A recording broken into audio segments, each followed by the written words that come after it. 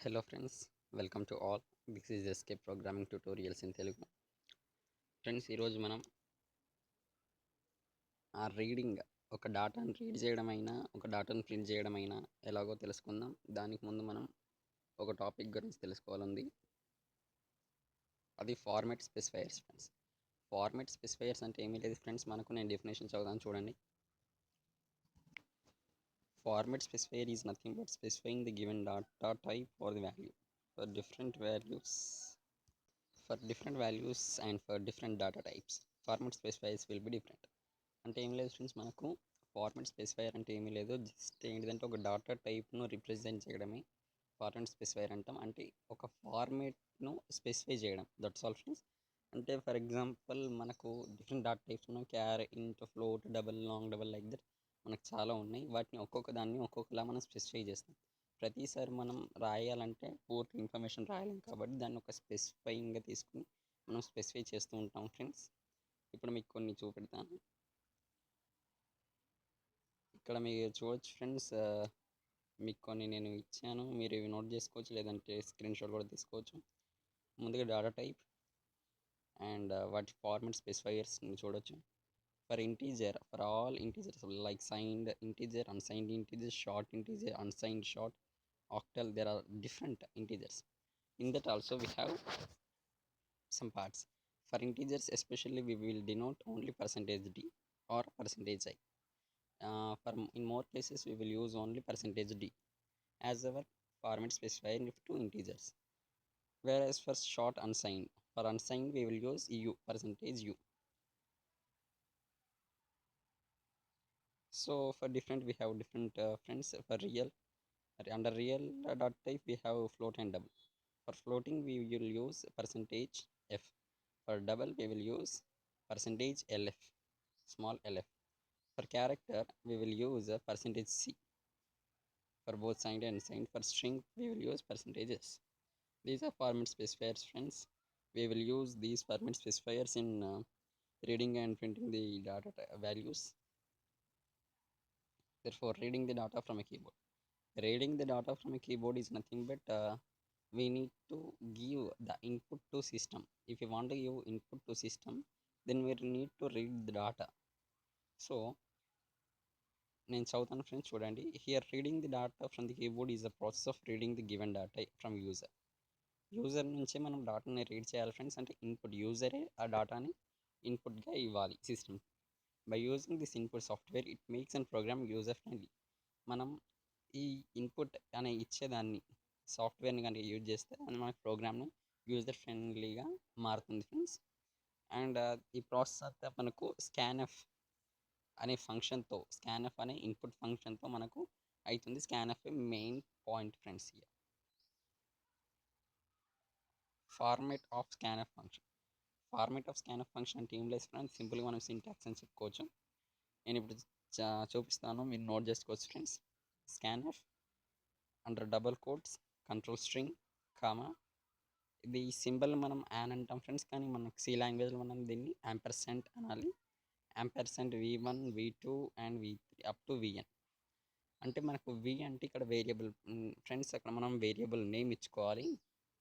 Up to vn అంటే మనకి ఎన్ని అయితే ఉన్నాయో అన్నీ ఇచ్చేసుకోవచ్చు. లాస్ట్కి మనం ప్యారెంథసిస్ని క్లోజ్ చేసేసి మనం సెమీకోలన్ ఇచ్చేయాలి ఫ్రెండ్స్. అలాగే మనం కంట్రోల్ స్ట్రింగ్ బదులు ఫార్మాట్ స్పెసిఫైర్ అని కూడా డైరెక్ట్ స్పెసిఫై చేసుకోవచ్చు ఫ్రెండ్స్. మీకు ఒక ఎగ్జాంపుల్ ఇస్తాను ఫ్రెండ్స్ చూడండి. రీడ్ ది వాల్యూ ఆఫ్ ఇంట్ ఈక్వల్ టు 10.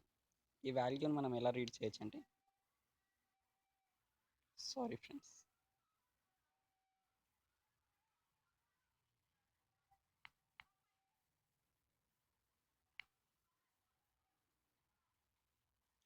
ఇక్కడ వాల్యూను మీరు రీడ్ చేయకూడదు, ఎందుకంటే జస్ట్ మనం ఓన్లీ డిక్లేర్ చేయాలి. ఆ డిక్లేర్ని మనం ఒక్క నిమిషం ఫ్రెండ్స్, ఎస్, మనం జస్ట్ డిక్లేర్ చేయాలి ఫ్రెండ్స్, అంతే. మనం వాల్యూ ఇవ్వకూడదు, ఎందుకంటే ఈ స్కానింగ్లో మనం యూజర్ నుంచి మనకు డేటా వస్తుంది ఫ్రెండ్స్. కాబట్టి ఇక్కడ రీడ్ ద వాల్యూ ఆఫ్ ఇంట్ ఏ. ఇంట్ అంటే మనం ఎట్లా రీడ్ చేయొచ్చు అంటే, స్కాన్ ఆఫ్ ఇంట్ కాబట్టి మనం ఇందాక నేర్చుకున్నాం ఫ్రెండ్స్, ఇంట్కి మనం పర్సెంటేజ్ డి వాడతామని. సో డబల్ కోట్స్లో మనం పర్సెంటేజ్ డి ఇచ్చేసి, యాంపర్సెంట్ అంటే యాంపర్సెంట్ ఇచ్చేసి ఆ వేరియబుల్ యొక్క నేమ్ ఏంటి ఏ. ఇలా మనం రీడ్ చేయాలి ఫ్రెండ్స్. ఇక్కడ యాంపర్సండ్ ఎందుకు యూజ్ చేస్తామంటే యాంపర్సండ్ అనేది అడ్రస్ని రిప్రజెంట్ చేస్తుంది ఫ్రెండ్స్. యాంపర్సండ్ అంటే ఏం లేదు ఫ్రెండ్స్, మనకు అడ్రస్ ఏ అనేది ఎక్కడుంది దాని అడ్రస్ ఏంటో యాంపర్సండ్ రిప్రజెంట్ చేస్తుంది ఫ్రెండ్స్. అండ్ ఇంకోటి ఇచ్చాను friends, read the value of char a. దీన్ని మనం ఎట్లా రీడ్ చేయొచ్చు అంటే స్కాన్ ఆఫ్ పారెంథసిస్లో డబల్ కోట్స్ ఇచ్చేసి %C, యాంపర్సండ్ ఈ. ఇక్కడ %C ఎందుకు ఇచ్చామంటే మనకు క్యారీ యొక్క ఫార్మాట్ స్పెసిఫైయర్ %C ఫ్రెండ్స్. అందుకే C ఇచ్చేసి మనం సేమ్ అలాగే యాంపర్సండ్ ఇచ్చేసి ఏ ఇచ్చాం. ఇలా మనం రీడ్ చేయాలి friends. Next, printing the values from system. మనం ఒకవేళ ఏమైనా వాల్యూ కానీ ఏమైనా స్టేట్మెంట్స్ ఆర్ ఆర్గ్యుమెంట్స్ కానీ మనం సిస్టమ్ నుంచి ప్రింట్ చేసుకోవాలి అంటే అవుట్పుట్ ఫంక్షన్ మనకు అవుట్పుట్ రావాలి అంటే మనం ప్రింటింగ్లో కొన్ని ఫంక్షన్స్ ఉన్నాయి ఫ్రెండ్స్, దాన్ని మనం అప్లై చేయాలి. Scanf is used for input functions. Yes, scanf అనేది మనకి ఇన్పుట్ ఫంక్షన్స్ కోసం యూజ్ చేస్తాం ఫ్రెండ్స్, అంటే యూజర్ నుంచి ఇన్పుట్ ఇస్తాం. Whereas for getting output functions మనకు అవుట్పుట్ కానీ రావాలంటే మనం ఖచ్చితంగా ఒక ఫంక్షన్ పర్ఫామ్ చేస్తాం, అదే printf function. This function is getting from system. ఈ ఫంక్షన్ అనేది మనకు సిస్టమ్ నుంచి వస్తుంది ఫ్రెండ్స్, అంటే సిస్టమ్ నుంచి మనకు అవుట్పుట్ వస్తుంది.